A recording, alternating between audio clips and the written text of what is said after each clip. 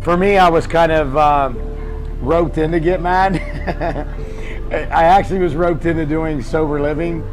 I didn't really understand the concept, and someone introduced it to me. Being from Ohio and being an alcoholic, I obviously thought, wow, this is a very interesting concept. So what I did was, we thought we would start with one house and one person, and a lady that was going to do that set it up. They were from California, and again, shared the concept. Sounded neat. I thought I would drive by, mow grass. Never dreamed that I would ever be in charge of it. But it unofficially failed in its attempt, and they could not get any clients. And so I was back to the drawing board. I liked it, like I said, and I just was in prayer about it. And I said, God, what do we do now? And he basically said, Chuck, you're going to go to Main Street and tell your story. And I said, no, I'm not.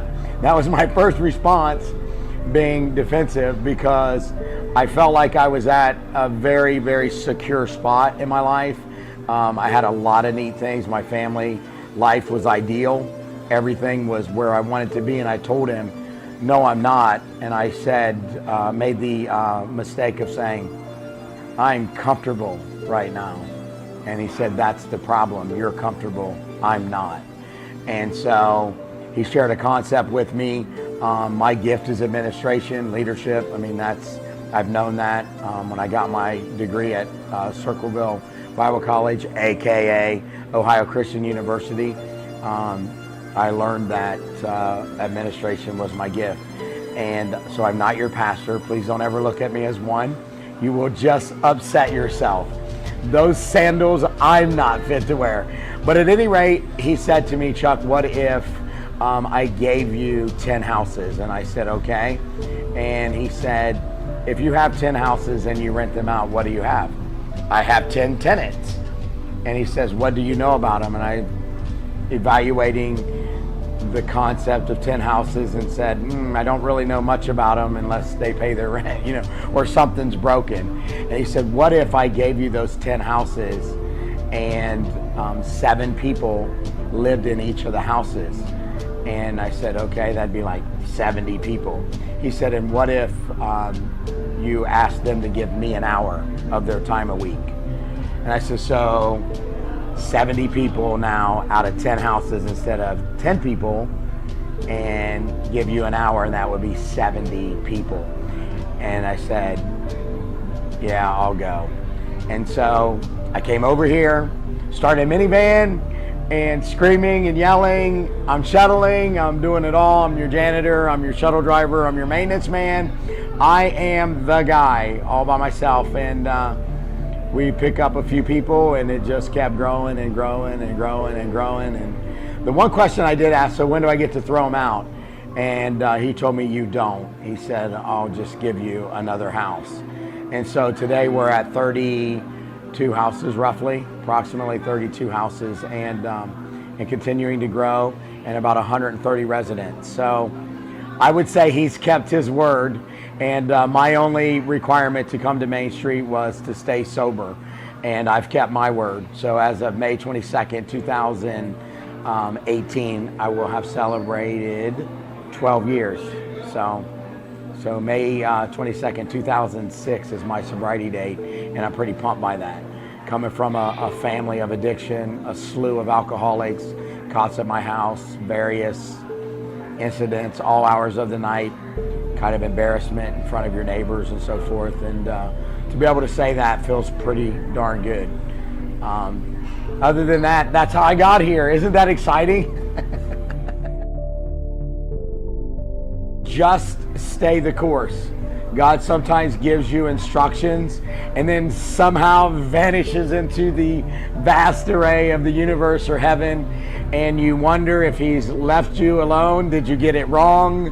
Do you even know what you're doing anymore? And is this worth it? I can tell you that every day that I've spent and all the lives that I've been able to affect up until now has been worth it. We've been able to help a guy graduate Moritz Law School, Aveda Cosmetology School, OSU Barber College, Capital University, OU. We're about to have a Miami University graduate, one of our residents, and to continue to see people get their kids and homes and move forward. And in union halls today is just, it's an amazing thing that I never ever dreamed that I would ever be able to do, much less even stay sober myself. So words of encouragement is simple. Just be still and let God. Been in Summer Race for 3 years now. Ever since the day I got here, Chuck has inspired me to do more and more and better for myself every day. I look at him as a role model. You know, I came here, he had 9 years sobriety. Here we are with 12. He's got 12 years sobriety. I look up to the guy, so anything he ever wants me to do, I do. I do the landscaping for the program. I help with the construction, fixing the houses, the maintenance. I run the soundboard for Get Mad. Every single thing that I can do for this program to help Chuck and to help other people succeed and to get people the best chance of sobriety they can have, I am down for that every day of the week. I went to rehab and I had nowhere to go. The counselor I had suggested sober living, and I looked at her like, what is sober living? And we called Chuck. Chuck explained to me everything that we have, and there's so many things and so many ways that you can succeed here. And I hung out with Chuck and I was like, I need to be there.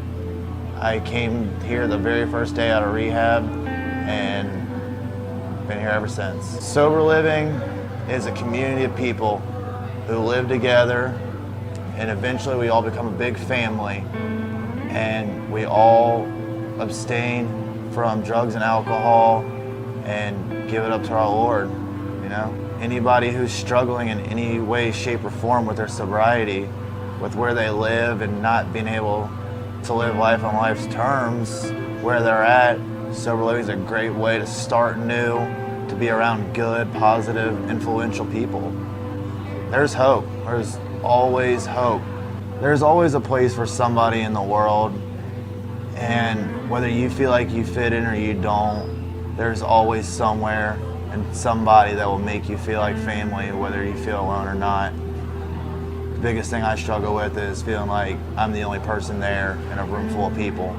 But there's people everywhere that can relate to you, that can inspire you and help you do the best you can do for other people and for yourself. If I can do it, you can do it. That's for sure. 2 years, 4 months, and 4 days. There was a buddy that moved here, and he got me in. He talked to Chuck and got me down here.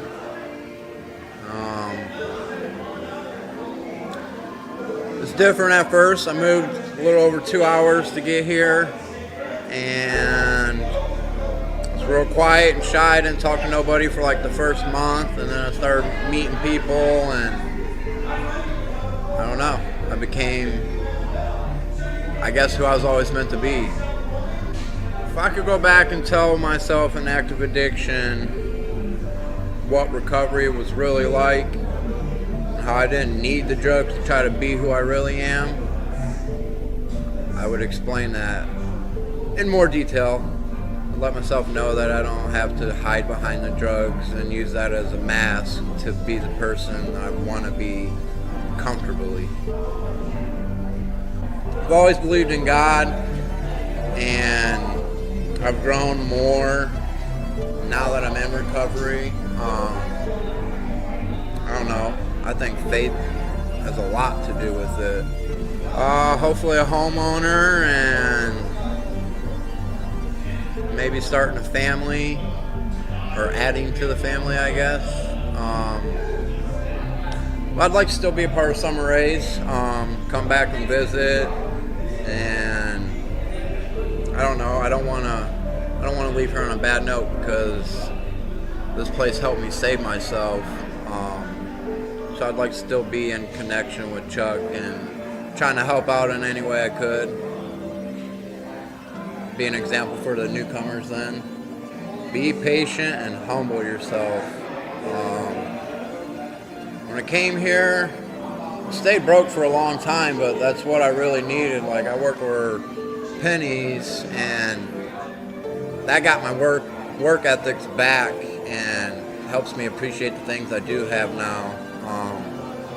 And I'm still impatient now, but boy, have I become more patient than I definitely was when I got here. I still want things now when I don't really need them, but I don't know. The wait makes it worth it, if you ask me.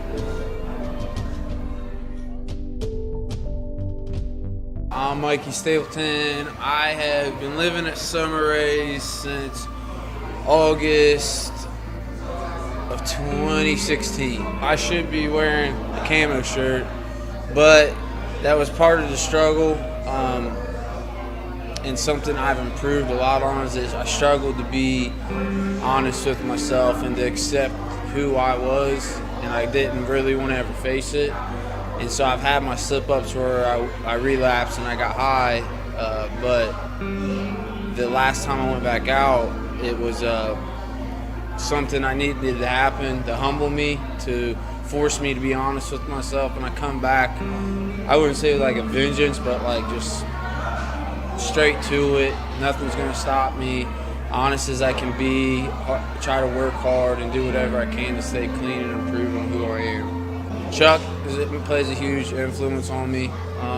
I get into a lot of arguments with him, but I respect the man, and I do love the man. He's done a lot for me, and he's provided me a place that, you know, I call home, and it's where I found a family. And the guy sitting beside me, I mean, that's my best friend here. When I came back from my relapse, I think you were just going. Did you go camo yet? No, he's about to go camo, and I kind of like latched on to him. Definitely consider him family. It'll be overwhelming at first, especially being a community like this. It gets hectic, it gets chaotic, but just take it all in, humble yourself, take it day by day, and if you sit there and take hold of everything that's presented to you here, you'll find out that this is the most fun you ever had, and this is a life you can have that you never thought you would have. My goals are to be a homeowner and to finally, not in a few years, but really close, I need to get a car. That's like a really big goal. And I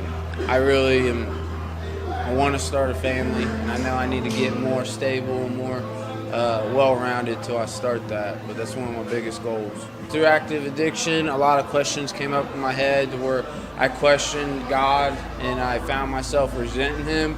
But this program and the NA program that I work has kind of allowed me to kind of search for that more and reestablish connection with God that I thought I had before, but it's starting to get stronger than it ever was before, and find my faith again, to forgive God and forgive myself for everything that's happened, and not kind of throw the blame onto Him.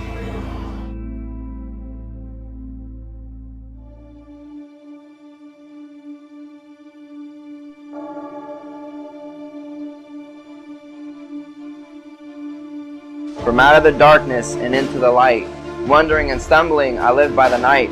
Without a vision of Christ, I wasn't able to fight. I was blinded by lies until truth gave me sight. I used to believe I grew in the dark, but it was evil and hate that grew in my heart. The enemy wanted me in the darkness right from the start, but I fight back with light that I shine through my art. Darkness and evil was the shroud in which I was basking, for death and destruction was all I was asking. Until I stepped in the light that my Father was casting, from out of the darkness into light everlasting.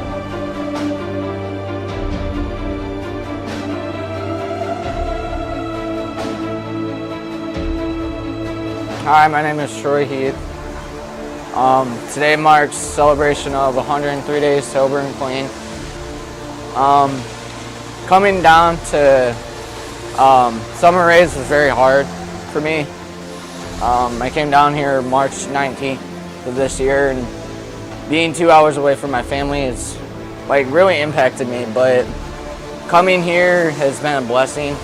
You know, I got Chuck Kirk, I got Scott Ramsey, I got all these guys that have really taken me into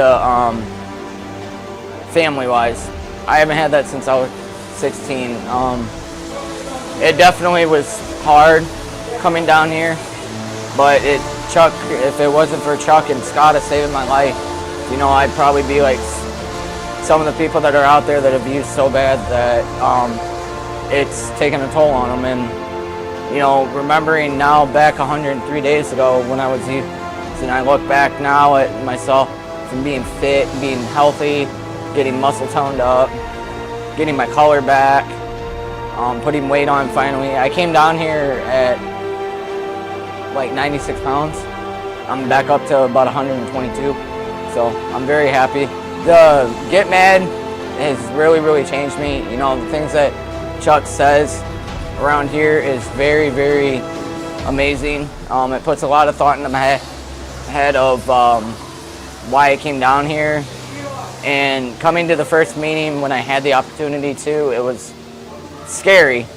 I would say Chuck is very scary, but you know, everything he says during the Get Mad meetings has really put a lot of thought into my head since then. Also, you know, I started going to church again. I never have went there since I've been in 8th grade.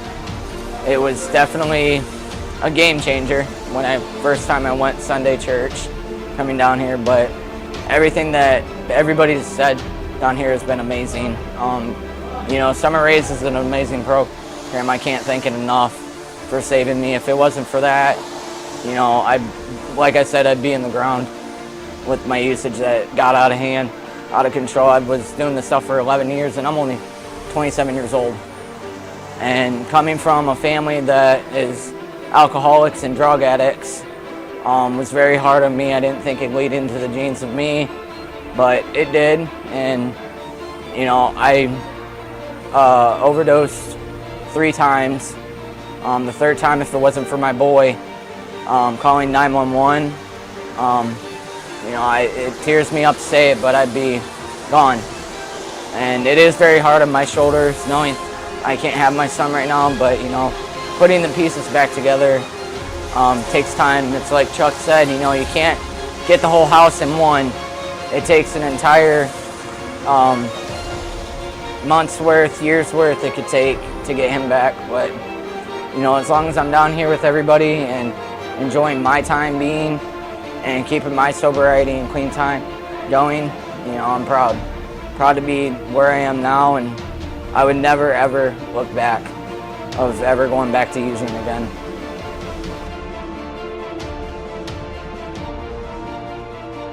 I'm Ryan, I'm 25. I got 13 months of sobriety. Kept getting in trouble, kept going to jail. Receiving stolen properties, petty thefts. I did 2 6-month stretches at Franklin County. Last time I got arrested was for aggravated possession and receiving stolen property of a motor vehicle. That was my last big charge, and I was out. It got futured out. I was out a week and picked up another receiving stolen property felony. While I was in jail, I knew I was done.